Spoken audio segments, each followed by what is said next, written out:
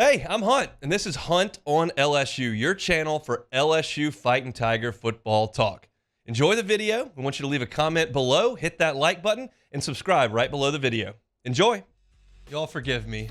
I attempted to do this research, and I can't back it up with much fact. So I am wide open on Twitter and on YouTube if you have something that you think directly contradicts the statement I'm about to make.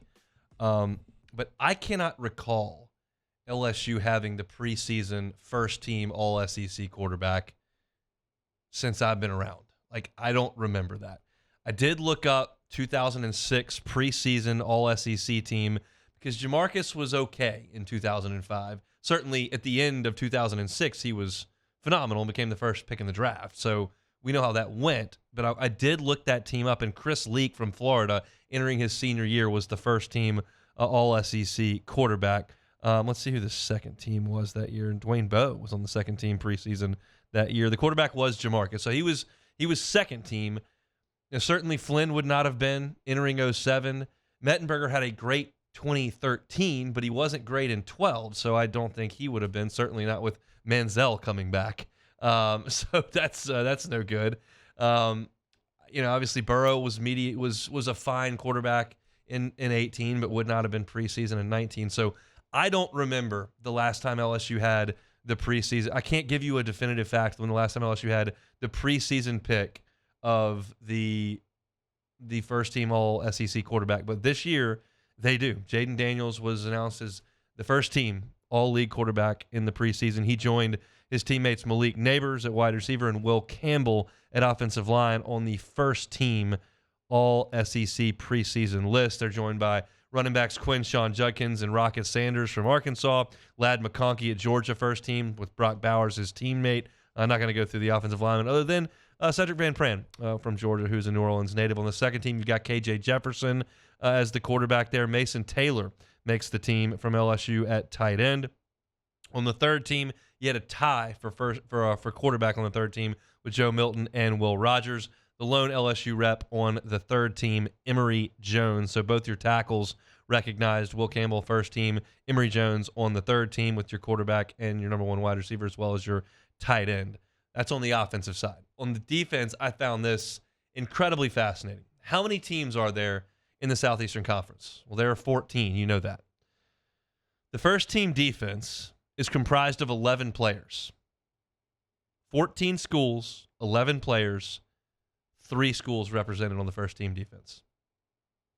They're easy to guess. Georgia, Alabama, and LSU.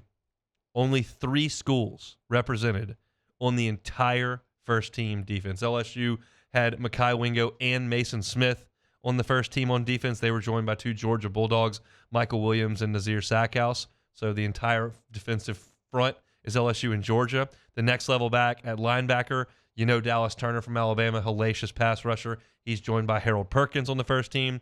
And then Jamon Dumas-Johnson from Georgia at linebacker as well. And then you go back to the secondary, and it's 3 Georgia Bulldogs and Kool-Aid McKinstry from Alabama. So 11 guys in the first team defense, 3 schools out of the 14. LSU well represented there. But those are the only players from LSU until you get to the third team with major burns. So you don't see any of the transfers coming in listed as first team players. No Greg Penn, obviously. You don't see Denver Harris, who was an SEC player last year, listed in any of these places. And that's to be expected. A lot of these guys are returners and guys that the media is familiar with. I can't tell you that the media is too familiar with Deuce Chestnut playing at Syracuse. I don't think the TV reporter from Mobile knows who that is. I don't know that the Texags writers have any idea who that is. I don't think that the guys who cover Tennessee for On 3, who were going to media days and filling it out, have ever heard of Deuce Chestnut or Ovi Ohufo. So that's not surprising. I think it's a lot of, oh yeah, I remember that guy. He's good. Let's go ahead and get him. I think that it's reasonable to have an expectation of those who cover the Southeastern Conference to be able to put a coherent list of 1 to 7 in the divisions in terms of predicted order of finish. They're going to get it wrong, but it's reasonable. You start getting into linebacker play and who's got the best safety, like you're probably going to default to the Georgia guy over the Missouri guy. You're probably gonna lean towards Alabama and maybe move an Arkansas guy down, right? But I think LSU is pretty well represented here. I don't have a huge beef. I think that it's probably likely that Denver Harris is more talented than some of the DBs down the line here, like Nehemiah Pritchett or Jason Marshall. He's a former 5-star. He was a mid-season All-American last year and is probably going to have a good season. Now, he drove his car a million miles an hour in a parking garage and got suspended for misbehaving in the locker room, and he missed curfew, and he got basically told to carry it from College Station. So that's few strikes against. But I don't think anybody for LSU is way out of the picture here. Do I think Brian Thomas is a really good receiver? I do. Do I have a lot of beef that he didn't get picked over Aniyah Smith from A&M and Jermaine Burton from Alabama, who were on the third team? Not really. If you ask me who I would rather have between Jermaine Burton at Alabama and Brian Thomas, I would take Brian Thomas, but I'd probably take Aniyah Smith over him. So I don't have a huge beef with that. I don't think Charles Turner's banging down the door of all conference. I don't know that any of LSU's running backs have warranted that to this point. So I think it's pretty fair. But if you look at LSU's representation here, Jaden Daniels, Malik Neighbors, and Will Campbell on the first team offense. Mason Taylor makes the second team on offense, and Emory Jones. So you got 5 of your offensive starters listed on the all-conference squad. For defense, Mekhi Wingo, Mason Smith, and Harold Perkins on the first team. Major Burns gets a third team nod, so that's 4. So 9 of your first 22 recognized. Slade Roy recognized as a second team long snapper. I think it's the first time they've had long snappers on this list, and I feel very comfortable that 98% of the credentialed media can't name a second long snapper in the conference. Again, I think Kublik could do it. I feel Hester could probably come up with it.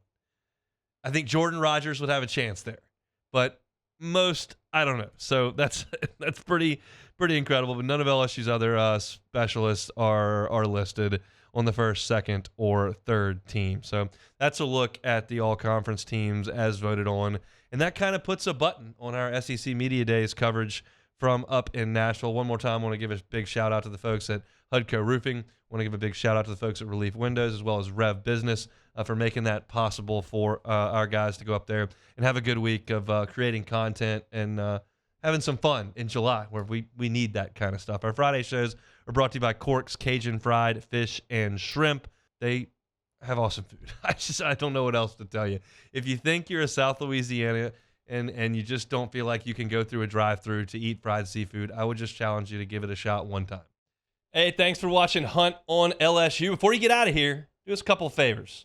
Hit that like button, leave your comments below, and subscribe to the channel for all your Fighting Tiger football talk. See you next time.